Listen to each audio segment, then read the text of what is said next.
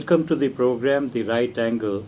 Today we have with us Dr. Professor G.S. Dhillion with us, and today we'll take up the issue of water sharing between Punjab and Haryana, which has become a bone of contention between the two states.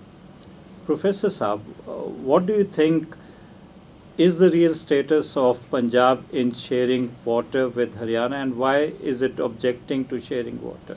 Actually, Punjab itself doesn't have, surplus water. We are dearth of water. We need more water.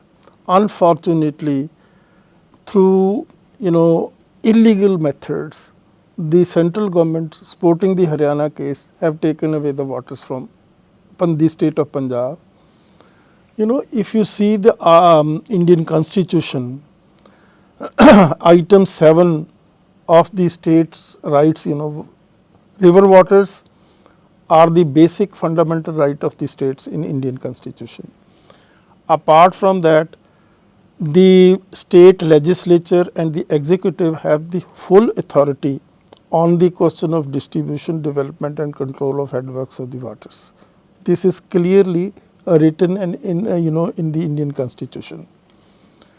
But in the case of Punjab, when the reorganization took place, they inducted 3 clauses in the Reorganization Act 78, 79 and 80.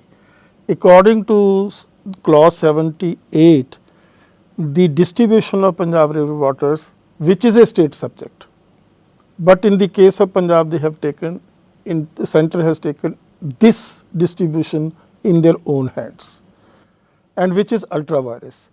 Similarly, 79 clause gives you full right to the states so far as the development of rivers is concerned.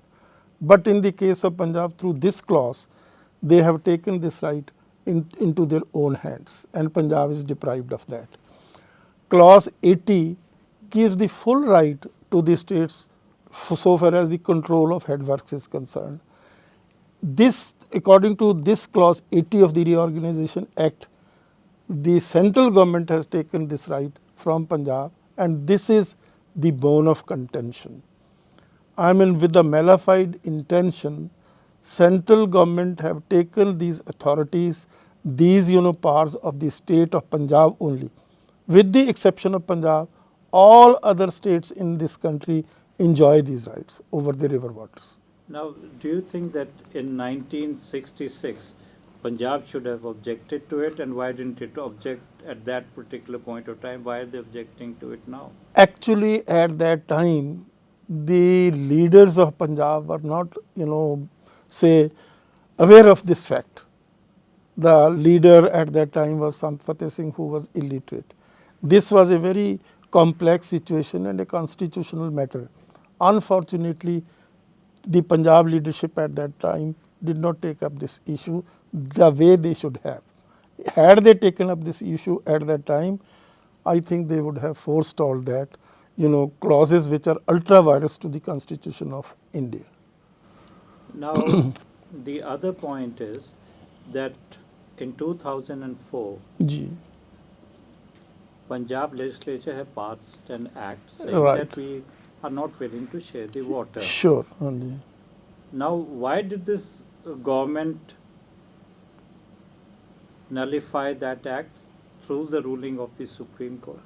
Actually, unanimously, Punjab legislature passed a bill in which all the agreements were nullified, which were already taken, which were within Punjab and Haryana. Then the governor of the state of Punjab signed on that bill, and the bill was sent to be rectified by the president of the country to become an act. When this came to the knowledge of the Congress leadership with Prime Minister Manmohan Singh, he advised the president that do not put your signature on that and hand it over to the Supreme Court to give a final verdict whether it has a legitimacy or not, which is again very unfortunate and very unfair to the state of Punjab. So now this was pending with the Supreme Court when Modi became the Prime Minister, and he immediately took up the matter, requested the Supreme Court to give the decision, and the decision has come. Now, what happens to the Satluj-Yamuna link canal, Right. which was more or less a dead coin till now? Right. Now, is it going to play an important role in the election? Absolutely. Because water is the lifeline of the state of Punjab, which is an agriculture state. And in addition to that, the amount of water which goes from the state of Punjab to the other state, with the same ratio, the hydel power goes out. The future of the economy of the state is ruined, almost finished. In the sense, your irrigation water is gone, and then hydel power is gone, which is the cheapest available energy in the world and which is pollution free. You cannot install industry, you cannot economically protect your agriculture, so everything. And in addition to that, Punjab has 14 lakhs tube well, and every day the underground water in Punjab is depleting, day, by the week, by the month, by the year. And now the situation has gone to that an extent that by the year 2040 there won't be any underground water available to the people of Punjab. Now, we talk about pre-partition. Right. Now, there were so many rivers, there was so much water. Right. And now half the rivers are basically going to Pakistan and half the rivers are with Punjab. Absolutely. Now, do you think that after the conflict, Uri conflict and the surgical strikes, Ji. that thing, the Prime Minister said that things are going to change and they are going to block some of the rivers. Is that possible? No. They are making very, foolish statements. There are 3 rivers which are going to Pakistan. Indus is going, Chenab is going, and then Indus, Chenab, and which is the Jhelum. These are 3 rivers which originate in Jammu and Kashmir, and they go into Pakistan. Jammu and Kashmir is riparian, Punjab is riparian, and that river, only Indus River, they fall into the Indus River, they are tributaries of the Indus River. That has a 175 MAF water, which is one of the biggest rivers in the world. And to forestall that water is not a joke. How would you have such huge reservoirs? The whole of Jammu area, if you want to convert into a lake, even that much water will not be, would be overflowing from there. So it is just these are the statements of a person who doesn't know the ABC of this water problem. And then how much money you would generate to create such a big, huge dams and huge reservoirs of the water. He should know this thing before giving this statement. Earlier they gave this statement, and later on when some experts, gave this idea, this is not physically possible at this moment. The China is the only country which have controlled their water. Half of China was desert, half of China was, overflowing with water. They used to have floods and all that. And that is the only country which have done the best management of their river waters. Now the whole of China, is irrigated properly and there are no floods. Now they are, Brahmaputra, they are, forestalling Brahmaputra. 32 dams they are going to create over there. And that will take years and years. You can't do a miracle. I mean, with the closing of an eye, you can create such a big reservoir of huge water or millions of acres of foot water. How can you do that?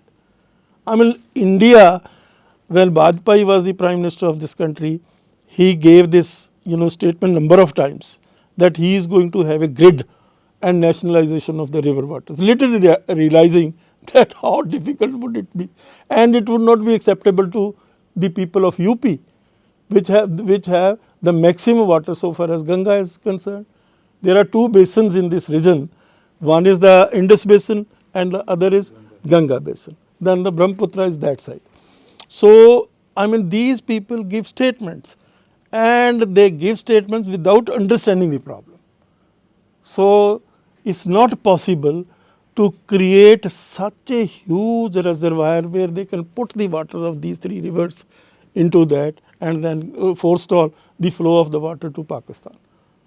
Okay, now when we talk about Punjab, we also talk about the forthcoming elections. Right, sir. Now, is the water problem going to play an important role in the forthcoming elections? Yes, it is an emotional issue as well as it is an issue concerning the future of economy of this state, which is an agriculture economy, and it is also related to the industry because of the hydel power. So this is a very serious issue, and the people are feeling concerned, they are feeling agitated, and they will definitely reflect their concern so far as the forthcoming voting is concerned. Now, what do you think about the stand of the ruling party and its allies on this issue? Allies the BJP. The BJP, apparently they might say, the people who belong to Punjab, that we are with Punjab, we want the Punjab water should remain within the territory, within the state itself, and it shouldn't go to Haryana. But otherwise, they are a national party, and they will abide by the decision of the national leadership rather than the leadership of the state. So for that matter, people of Punjab understand. Sikh community understand that these people, the BJP people, are not sincere so far as Punjab interests are concerned, Punjab economy is concerned, Punjab's future is concerned. Now, the Congress chief in Punjab as well as the MLAs have resigned on the issue. Do you think that they are going to get a little advantage over Of course. Because earlier, the track record of Amrinder Singh is that he, took up this issue and he, passed this legislation, Punjab Termination Agreements Act of 2004. And the people of Punjab take Amrinder Singh seriously, that he is the only politician in Punjab who can protect and defend the case of Punjab so far as water issue is concerned. Otherwise, they have no faith so far as Akalis are concerned, BJP is concerned, or Aam Party is concerned. Now, what is the thing which prevents the politicians in Punjab for not constructing canals in Punjab rather than sending the water outside Punjab? Sir, I have told you earlier that 79 clause of the Reorganization Act forbids, deprives the state of Punjab from the right of development of Punjab river waters. State of Punjab cannot put even one brick, what to talk of the development of other canals and other irrigation projects in Punjab. That is within the control of the central government.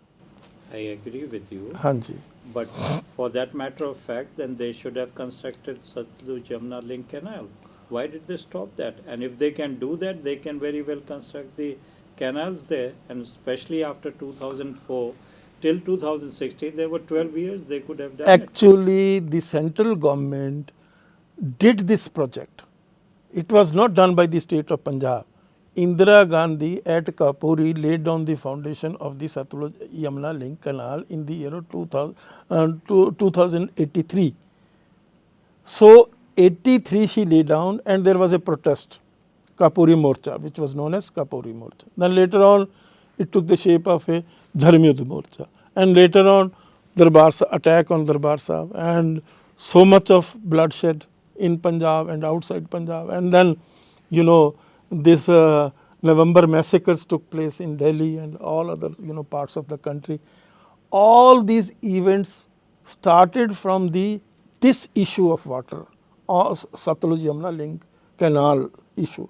And ultimately, what happened is a great tragedy with the people of Punjab. The central government forced the leadership of the Akalis with Sant Longowal, and they signed another agreement, Rajiv Longowal Accord, which was the greatest betrayal to the people of Punjab. The whole problem started with the Satluj Yamuna link canal, and ultimately they got this thing written from the Akalis that we will dig the canal, and ultimately we will finish the SYL canal, digging of SYL canal by 15th of August 1986. This is a tragedy beyond tears.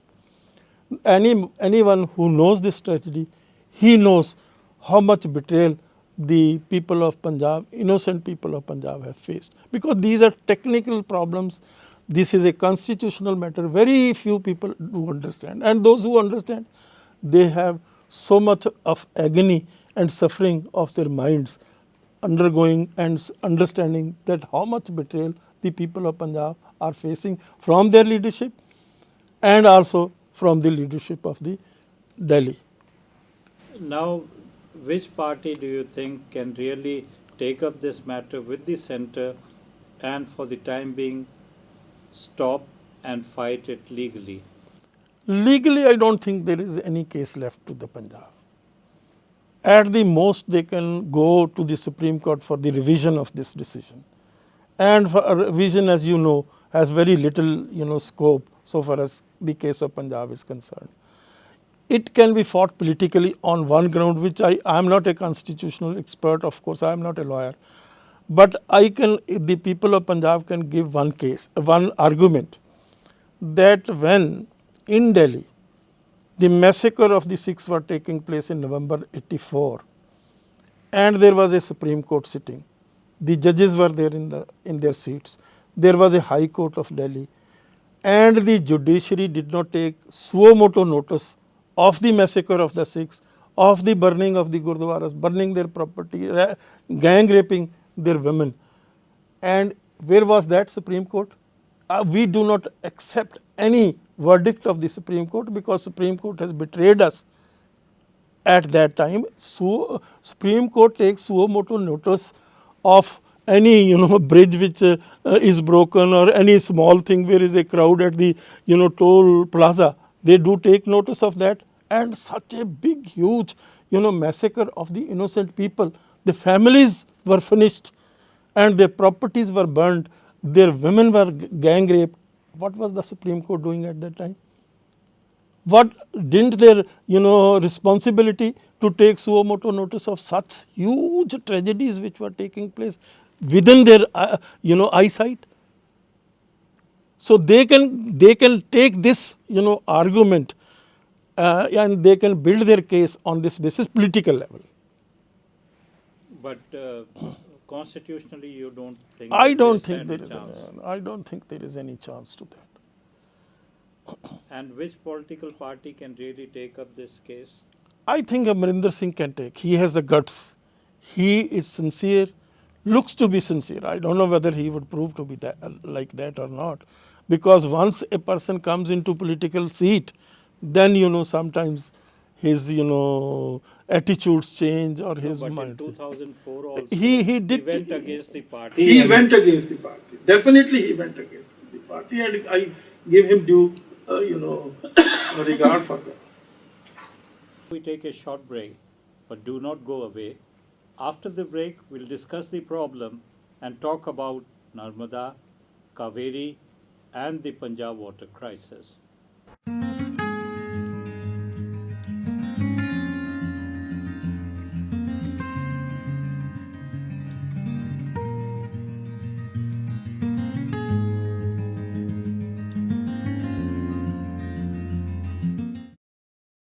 Welcome back. You're watching The Right Angle, and today we are discussing the water crisis in Punjab. Okay, when we talk about waters, we also talk about sharing of the hydro power with other states. Now in Punjab, do you think that they are doing justice as far as sharing the hydro power? No. There is, as I told you earlier, the ratio, percentage of water, river water flows to the other states with the same ratio hydel power goes, because hydel power is a byproduct of the water, river waters. So in Punjab there are thermal plants, and for thermal plants they have to get the coal from Bihar, from Bengal, from other states, and they pay heavy price for that, transportation, price of the coal, labor, and so on and so forth. It becomes very expensive and it's pollutant. Then a pollution free hydel power is given to the other states, for which they don't have to put even a penny as a cost for the production of that. So this is a tragedy of exploitation, economic exploitation of Punjab. To my mind, which I have studied, that Punjab is an occupied territory. Though they don't say, Punjab is an occupied territory, and the rulers is a dictum of the prince of Machiavelli. I have quoted that in my book. The rulers always do like that. They rule through their stooges, who are obedient to the central authority, not their adherence to the problems or the the situation of Punjab. So this is a tragedy of sorts, and they have exactly done the same thing since 1947 to the people of Punjab, especially the Sikh community. Now, when we talk about water, now basically there are two sources of water. One is the river system, Right. the other one is the groundwater. Groundwater. Now, as far as groundwater is concerned, now what should be the concern of the politicians related to various reports coming that by 2040, Punjab might be left with very little water? Hardly any water. Hardly any water. This is not the report of any Indian agency. This is the report of the UN. This is the report of the NASA, and they have studied it very thoroughly and scientifically. Now Punjab has a very dismal future, and it's a worrying case. Those who understand the this problem of Punjab, so far as water is concerned, your underground water is gone, your water of the rivers is gone, your hydel power is gone. Where do you stand? And for running of your own thermal plants, you have to get the coal from such far off places like Bihar and Bengal and all those places.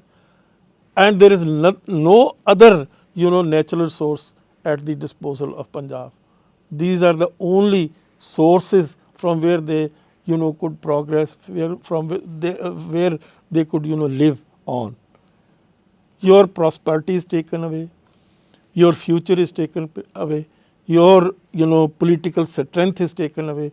I mean, Punjab is the most dismal situation in comparison to any other state of this country, either Kashmir or Punjab. Okay, now when we talk about the water, we also talk about the water pollution and specifically how the water is being polluted by various chemicals and Insecticides, fertilizers. That's again another tragedy of Punjab, because they want to produce more, and while they have the this kind of a race to produce more, they utilize more fertilizers, much more whatever is required, and then insecticide, these kind of things they use, and then the underground water gets polluted, and that gives you very serious kind of health problems, cancer problems, so many other problems you face. now when we talk about the water pollution, what is the way out in Punjab? The only way out is to get the resource of river waters, which is the most purest potable water available to the mankind. But is it possible that Punjab can do anything as far as I don't think so. I don't think so. We have lost the game. We have lost everything, and so the central government so cleverly, right from Indira Gandhi, even from Pandit Jawaharlal Nehru, down up to the present ruler, they have all ditched, they have all betrayed Punjab. Now, do you think that 1947 and 1960 agreement were detrimental to Punjab in any way? Absolutely, absolutely. 1985 agreement, 1980 under Darbara Singh, the case was with the Supreme Court. She gave an award in the year of 1986. Then it was an emergency in this country, and Zail Singh was the Chief Minister of Punjab. He accepted that, though reluctantly. And then against that, the Punjab government went to the Prime Minister Morarji Desai. He summoned the three Chief Ministers, Chief Minister of Rajasthan Pairo Singh Shekhawat, Haryana Chief Minister Devi Lal, Punjab Chief Minister Darbara Singh. And he asked them that, look at the map of India. Do you find any Punjab river touching any part of Rajasthan or Haryana? They said no. Chief Minister, because no river of Punjab touches Rajasthan or Haryana. So what are they asking for? They are asking the matter we refer to the Supreme Court, so that the total verdict comes on that. And unfortunately, then the government of Janta government fell, and again elections were held. Indira Gandhi became the prime minister, and she dismissed 8 governments of 8 states, including that of Punjab. And again elections were held in Punjab. Darbara Singh became the chief minister. He was a protege of Indira Gandhi, and she forced Darbara Singh that you have an agreement with the chief ministers of Rajasthan and Haryana in the year of 1981 December, and that through that the case was withdrawn. Had it at that time, had the verdict come, the 3 ultra virus clauses of the Reorganization Act would have been annulled. But that was not allowed by Indira Gandhi purposely, with the clear intention that I will not let Punjab to have a constitutional way. So that was a very great tragedy. That was a tragedy, the kind of tragedy which has taken place with the verdict of the Supreme Court now. Now, do you think that the new government will have to rethink its strategy on water, or what? Of course, if the government is genuine, if government is a representative government of the people of Punjab, and if they are not owe their existence to the central leadership, and they are not scared of that the wealth which they have amassed has been done by Prakash Singh Badal and his family, then a genuine leadership, a representative leadership will have to apply its mind and have to have methodology with which they can save Punjab on the basis of river waters and other kind of calamities which they are going to face. Now, when we talk about water, we also talk about so many other things, especially the economy related with Absolutely. water. Hanji. Now, do you think that Punjab can overcome the economy if the waters have to be shared? I don't think so. Punjab doesn't have spare water with itself. Had it been, then there was no need for the tube wells. 14 lakhs tube wells installed at deep levels, and every year, every month the water is depleting in Punjab. And this is not the report of the Indian authorities, this is the report of the NASA. So this is a tragedy, and tragedy which is beyond words. In California, the same kind of crisis of water is taking place, and the farmers of California requested the authorities of that state that allow us to dig the tube wells. They said no, we won't allow, because that will finish the future of the people of those areas where the underground water would be taken out and depleted. The underground water is taken through pressure, but to fill that vacuum wherever the water is taken out, maybe 100 years or 200 years through seepage that goes inside. It's a long process, takes generations. And then in India, they have not taken the water issue very seriously. In the original Indian constitution, there was no reference to the interstate river waters problems. This was done through Interstate River Waters Tribunal Act of 1956. So the Indian people didn't know that there is going to be problems. Indian population is 16th% of the total population of the world, and the available water in India is only 4%. India in any way is going to face water wars, and it is a great threat, and the central government or the state governments are not very serious about the future which is going to come to this country on the issue of water. 16% population of the whole of the world lives in India, which is a huge population, and 4% only. There are 3 countries in the world which are surplus in potable water: Canada is one of those. And America is also deficient of natural water resources. America requested Canadian authorities that you give us water. They said you can have oil, you can have lumber, you can have gold, you can have silver, but not a drop of water. And within India itself, Quebec has the maximum, natural water available to them, potable water. And the neighboring states asked for water, they said no. Any federal government in the world has the fullest authority on their river waters, natural resources. Only exception is that of Punjab in the world. Now, do you think that our country is really federal when it comes to water sharing? We heard the case of Kaveri, water crisis and sharing of water between Tamil Nadu and Karnataka.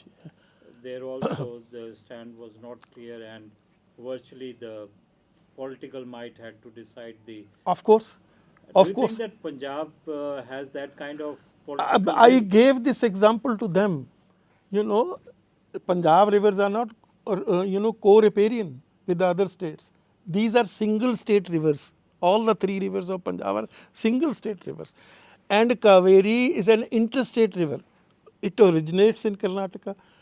From there it goes to Tamil Nadu and Pondicherry and then to Kerala and then finally falls into the seas. But the Punjab rivers are solely single state rivers. But they have done so much of injustice to Punjab which has no parallel of that. I appreciate the people of Karnataka down from the rickshaw puller up to the chief minister and all parties irrespective of their differences, political differences. They all were together. The same was the case with the people of Tamil Nadu. Same was the case with Pondicherry. And the people of Kerala didn't speak because the water was not allowed even to go to Tamil Nadu. Only if it was allowed to go to Tamil Nadu, only then it will go to Kerala. So I really appreciate 4 decisions the Supreme Court gave and they didn't bother to accept even one out of them. And if they give water, let me tell you, I have studied that case also very thoroughly. After Rajasthan, the second desert state is Karnataka. The only available water to them is from Kaveri. If they give water, they don't have water even to drink. And then they have, very big cities like, this Bangalore, which is one of the biggest and it has huge requirement of water. They cannot dig out of, their underground water to supply such a big, huge population which is increasing by the day. So only Punjab, they could do this kind of injustice, not to any other state. Do you think that all the political parties would join hands when it comes to the water problems of Punjab, or is it going to just pass away? I think I have doubts so far as BJP is concerned. They are not sincere to the state of Punjab. They do live over there. They have their businesses over there. They have their economic fruits over there. But they are not sincere. Earlier to that, they were all for giving water to Rajasthan and Haryana. Now they don't say it, but I have my doubts so far as their intentions are concerned. So water everywhere, not a single drop of water to drink. So as far as potable water is concerned, you think that Punjab is done away with? Yeah. It's a tragedy, sir. It is a tragedy. It is a tragedy which cannot be washed with your tears. If you know, if you have studied that, if you have thought about that, then you can have only sleepless nights. And you do not see any ray of hope or ray of light. How would you come out of this crisis? I mean, this is a crisis which has not taken place anywhere in the world. All the technologies and the scientific development, they have not been able to find a substitute for water. They have found substitute for everything, For energy they have found substitute. Today, energy is so cheap because they have found substitutes for that energy, oil energy. But water substitute, the science and technology has not been able to have any. Where in the world? Do you think that recycling of the water can be a better solution for Punjab? How can they do recycle? From where would they recycle the water? No, from the cities, obviously. Oh no, sir, no. That's not possible. That even America cannot do that. But Israel is doing that. Israel, though they are utilizing the water very scientifically. Not that they do recycle, but their utilization of Israel is remarkable, which is unique in the 80% whole of the world. Water is recycled, and I think it's amazing the way they are going about it. They don't have potable water. Sir, that's a very small population. That's a very small population, and to recycle water for the purposes of utilization to a country like India is not possible. Even a country like America, who is so highly developed technologically, scientifically, they cannot recycle it. No, but we can recycle the water for agriculture at least, which we are not trying at the moment. No, that water is not that much sufficient for irrigation of such a big scale. In Punjab, total available land for agriculture is 105 lakh acre. From where would you recycle such a huge water resources? But then efforts can be made even Efforts, from where would you find resources for that? Even Chandigarh administration tried, they are doing so much of drainage work, they have not been able to do that. Even for their lawns in their houses in Chandigarh is a city, and there are very few big houses, most of the small houses are there, they have not been able to do that. So you think that is not the way? That is not the way. To my mind, that's not possible. You don't have resources for that. So we have to live with the crisis and die with the crisis. Yes, of course. So whatever most of the foreigners could not do to Punjab, I think we are able to do within ourselves. Yes, exactly. You don't know who are your enemies and who are your friends. That is why I have given a title to my book, India Commits Suicide.